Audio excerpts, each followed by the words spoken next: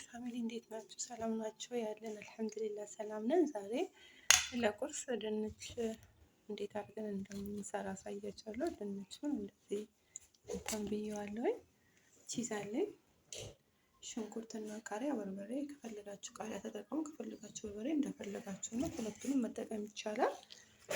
እና ቅመም ቤት ያለውን ቅመም ጨምራችሁ ስሩ። እስቲ መጨረሻውን እንዴት ሆነ ሰርቼ ያሳያችኋለሁ። ደህና ሆናችሁ። እንደዚህ ተክተክ እያለ ነው።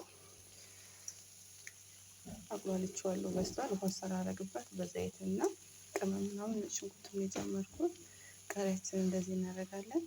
ቺዙን ትኩስ እንደሆነ እዛው ላይ ቺዛችንን እንነሳንስበታለን ማለት ነው።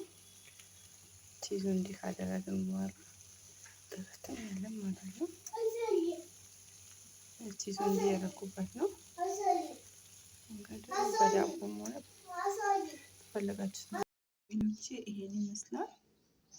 እነዚህ ለቁርስ ለራትም ይሆናል፣ ለመክሰስም ለፈለጋችሁት ነገር ሞክሩት። በጣም ነው ደስ የሚለው። ድንቹን በዘይት ነው የጠበስኩት። ያው በራሱ ይበስላል። ቀጠን ቀጠን አድርገን ስለምንከትፈው ይበስልልናል። ደህና ሁኑ። መልካም ቁርስ አለ ያድርግልን። እናንተም እንዲሰርታችሁ ሞክሩት።